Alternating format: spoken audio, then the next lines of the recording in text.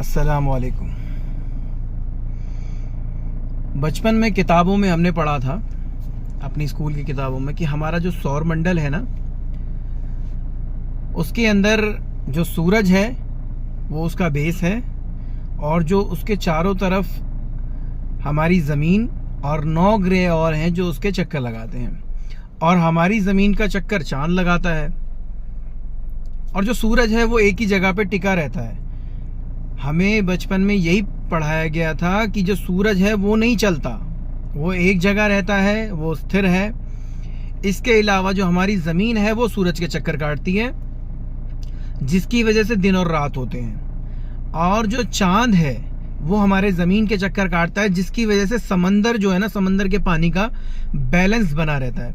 अगर तो चांद हमसे जैसे दूर हो जाए तो जो समंदर है इसमें सुनामी आ जाएगी और सब कुछ डूब जाएगा। ऐसा हमें पढ़ाया जाता था। आज से 10 साल 15 साल पहले की बात है। आज साइंस क्या कहता है? आज साइंस बदल गया है, और 1400 साल पहले कुरान किताब के अंदर, जो किताब है कुरान करीम, इसके अंदर 1400 साल पहले अल्लाह ने कई बार कई जगह पे बता दिया। जैसे मैं कुछ आयतें आपके सामने रखूंगा। जैसे एक सूरह अंबिया की आयत है जिसमें अल्लाह कहता है, बिस्मिल्लाहिर्रहमानिर्रहीम, हुवल्लज़ी खलक़ल लैला वन्नहार वश्शम्स वल्क़मर कुल्लुन फ़ी फ़लकिन तस्बहून।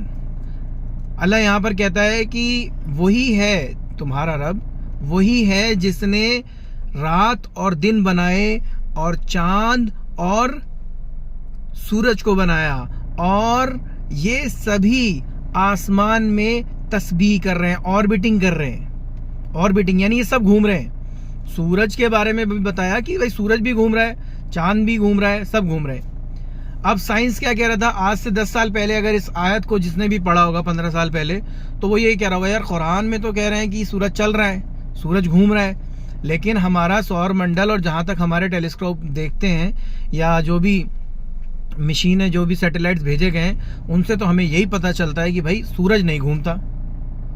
तो ये हो कैसे रहा है? बस फिर क्या था, अब जो साइंस है ना, अब वो पलट गया।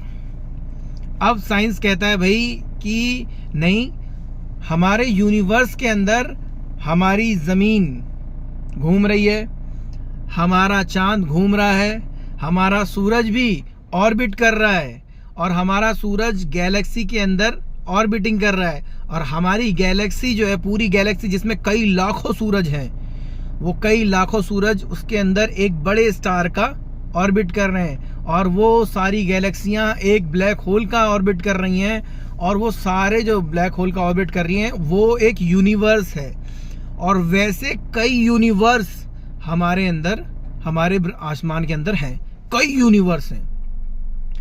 एक जो हमारा जो सूरज है ना, वो यूनिवर्स के अंदर एक धूल बराबर है, धूल के कण बराबर, बहुत छोटा है सूरज। उससे कई लाख गुना बड़े बड़े सूरज हैं, और सबसे बड़ा जो स्टार है वो ब्लू कलर का है। ठीक है, तो अब देखें साइंस में और कुरान में कितना फर्क है। जो साइंस अभी ढूंढ रहा है, कुरान पहले बता चुका है। चलिए, शुक्रिया। हेलो, अस्सलाम वालेकुम। जैसा कि हम सबको पता है कि हम सबका ईश्वर एक है। ठीक है, अल्लाह एक है, ईश्वर एक है, गॉड एक है, सतनामा एक है, तो हम सबका ईश्वर एक है। ठीक है, अब मैं आपको कुछ ऐसी चीज़ें बताऊंगा जिससे कि हमें लगने लगेगा कि हमारा जो नबी है, मुसलमानों का नबी है, वो सिर्फ मुसलमानों का नबी नहीं है, बल्कि सबका नबी है, बल्कि सभी का नबी है। ऐसी कुछ हदीसें मैं आपको बताऊंगा जिससे कि ये साबित होगा कि सबका नबी है। ठीक है, सबसे पहले हम आते हैं कुरान में। कुरान में सूरा नंबर 60 आयत नंबर 8 में अल्लाह कहता है कि ऐ मुसलमानों, तुम उन लोगों के साथ ना लड़ो, उन लोगों के साथ इंसाफ से रहो, और उन लोगों की दीवारदारी भी करो जो लोग तुमसे जंग नहीं करते। मैं एक बार फिर से रिपीट कर दूं, कुरान के अंदर लिखा है सूरा नंबर 60 आयत नंबर 8 में अल्लाह कहता है कि ऐ मुसलमानों, तुम जो तुमसे जंग नहीं करते उनके साथ अच्छे अखलाक से रहो, इंसाफ के साथ रहो, क्योंकि अल्लाह उनको पसंद करता है जो इंसाफ करते हैं। तो हम मुसलमानों को इंसाफ के लिए अल्लाह ने कहा। इसके बाद हम आ जाते हैं नबी करीम सल्लल्लाहु अलैहि वसल्लम की बात पर। अल्लाह के नबी करीम सल्लल्लाहु अलैहि वसल्लम की एक बहुत ज़्यादा फेमस हदीस है, मिशकात की हदीस है, जिल्द नंबर 2 की, और हदीस नंबर 423। इसके अंदर अल्लाह के नबी ने कहा कि ऐ ज़मीन वालों, तुम, ऐ मुसलमानों, तुम ज़मीन वालों पर रहम करो, आसमान वाला तुम पर रहम करेगा। ठीक है, तो मुसलमानों को यहाँ पर रहम करने के लिए कहा हमारे नबी ने। हमारे नबी का ऑर्डर है कि तुम ज़मीन वालों पर रहम करो। और हम तो उस रब की इबादत करते हैं जिसके कुरान में हर सूरत से पहले अल्लाह क्या कहता है? हर सूरत से पहले हमें क्या पढ़ना पड़ता है? बिस्मिल्लाहिर्रहमानिर्रहीम। शुरू अल्लाह के नाम से जो बड़ा मेहरबान और निहायत रहम वाला है। तो हम तो उस रहमान के बंदे हैं, तो हम में तो रहम होना चाहिए। ठीक है ना। एक और हदीस है अल्लाह के नबी करीम सल्लल्लाहु अलैहि वसल्लम की, जहाँ पर ये कहा गया कि अल्लाह के नबी करीम सल्लल्लाहु अलैहि वसल्लम एक यहूदी की दीमारदारी के लिए गए। तो मुसलमानों, तुम्हें अच्छे अखलाक से रहना चाहिए माशरे के अंदर।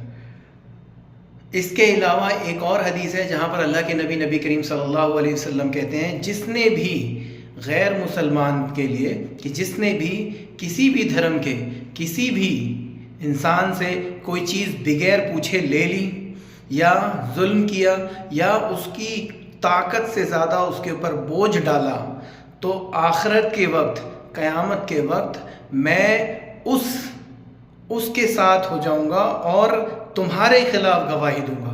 तो तुम्हारा नबी इतना ज़्यादा दुनिया के लिए, सारी दुनिया के लिए रहमतुल आलमीन है।